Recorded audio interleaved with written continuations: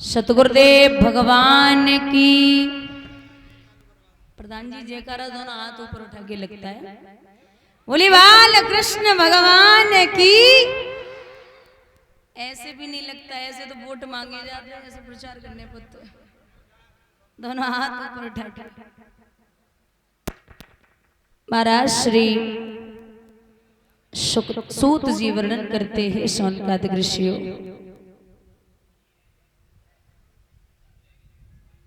बड़ा पावन प्रसंग चल रहा था महाभारत का। संतो पहले के जमाने में एक जगह महाभारत हुआ था, लेकिन आज के जमाने में घर घर और गांव गांव में महाभारत है।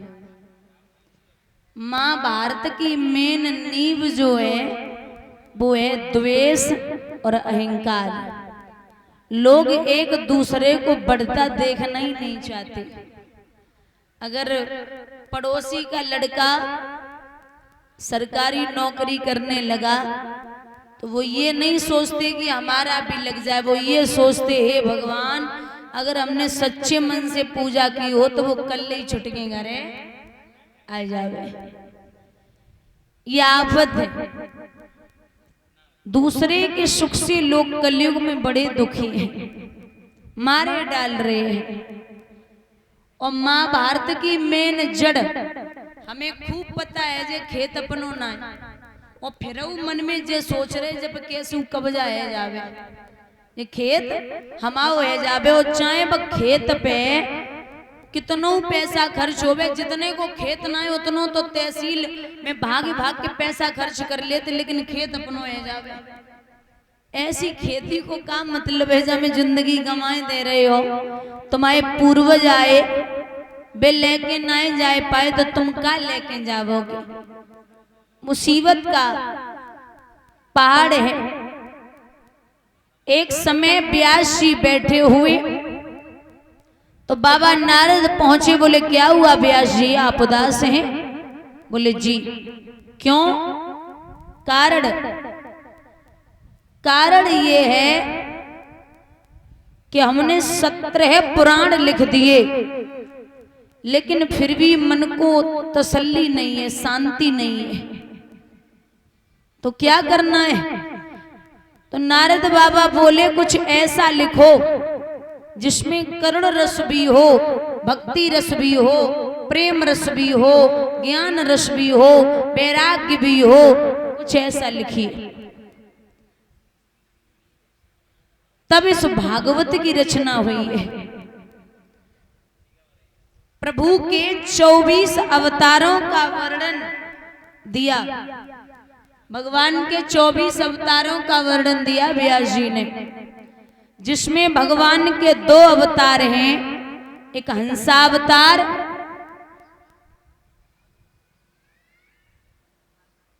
और एक हैग्रीव अवतार। हंसावतार वो है जिसमें चतुर्श्लोकी भागवत का ज्ञान कराया भगवान ने ब्रह्मा जी को। और हैग्रीव अवतार वो है जिसमें एक राक्षस था हैग्रीव नाम का, उसका सर घोड़े का था और शरीर मनुष्य का था। उसको मारने के लिए भगवान ने अवतार लिया है।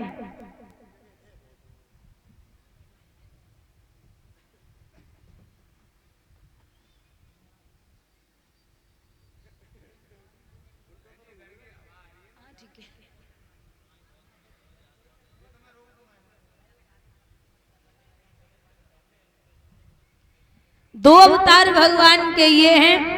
अब आप ये 2 छोड़ दो। बुजुर्ग बैठे हैं दादा, पहले से गिनना शुरू करते हैं। पहला अवतार है भगवान का सनक, सनंदन, सनातन और सनत कुमार। दूसरा अवतार है 12 अवतार जो प्रभु समुद्र से पृथ्वी को लेके आए थे। तीसरा अवतार है नारद बाबा का। चौथा अवतार है नर नारायण का।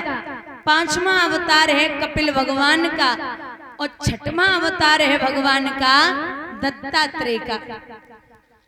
ये जो प्रभु के अवतार हैं, 6वें इसका कुछ विस्तार में वर्णन दिया गया है। एक समय आपने सुना होगा कि पूरी दुनिया में एक ही पतिव्रता थी जिसका नाम था अनुसुईया।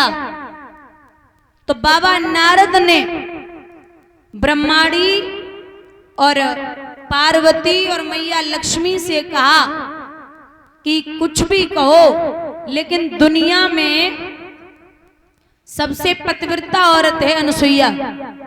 तो औरत की बड़ाई दूसरी औरत के सामने करोगे, बर्दाश्त कर लेगी? कभी नहीं।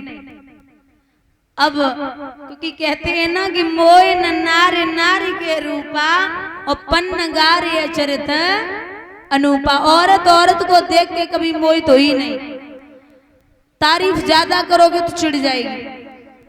तो बाबा नारद ने तारीफ की सो माताएं दोनों तीनों चिढ़ गई। बोले हमें परीक्षा लेनी है उनकी।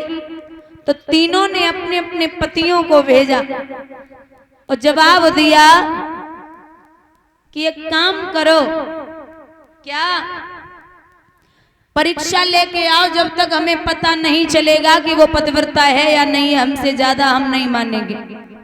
बोले ठीक है। तो तीनों देवता पहुंचे, जाय के मैया अनुसुईया के दरवाजे पर आवाज लगाई, माताम भिक्षाम देहि। मैया बाहर निकल के आई, कहा कि हमें भिक्षा चाहिए। मैया बोली ले जाइए, भिक्षा ही तो चाहिए। बोले जी। तो जवाब दो कि हमें ऐसे भिक्षा चाहिए नगिन अवस्था में, जैसे कि माँ अपने बच्चे को दूध पिलाती है। मैया अनुसुईया बोली इतनी हिम्मत तो काऊ में ना है जो हमसे इस तरीके से बात करे। ये है कौन? ध्यान रख के देखो तो तीनों देवता दरवाजे पे खड़े। मैया बोली अच्छा आप मेरी परीक्षा लेने आए? अंदर गई, उंजली में जल लिया और पढ़कर के तीनों देवताओं पे मारा है। तीनों देवता तुरंत के तुरंत बालक बन गए।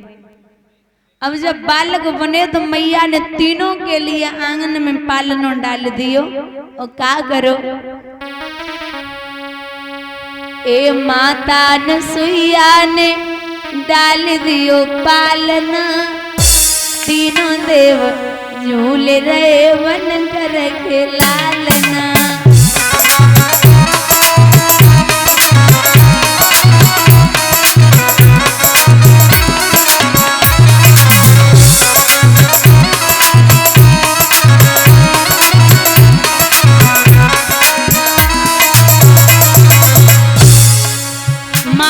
खुशी के न भूली समाती,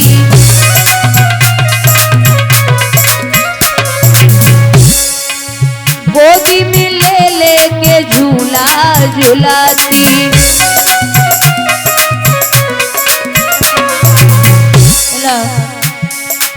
कौन करे आज इनके भाग्य की सराहना।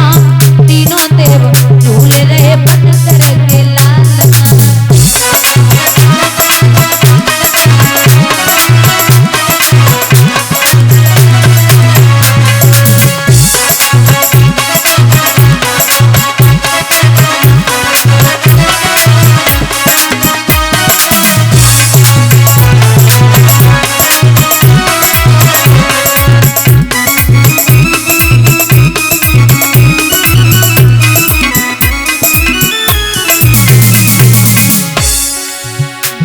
बजाते हुए नारद जी आए।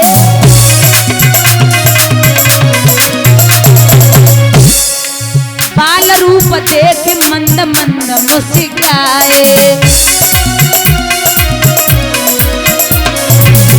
बाबा नारद बोले ऐसे फंसे जाल में वो पूछे कोई हाल ना।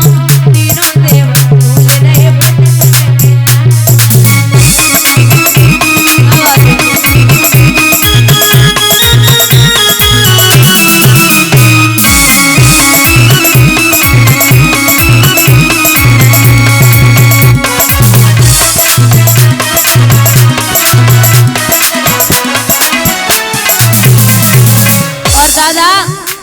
कोई वो छोटे पूरे नहीं है जिनको मैया ने बालक बनाया। कोई गरुड़ पाल कोई सृष्टि रचैया।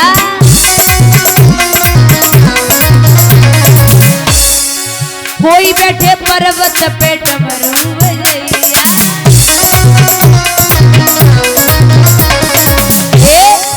सती जी के सामने भाई नष्ट सबकी कामना।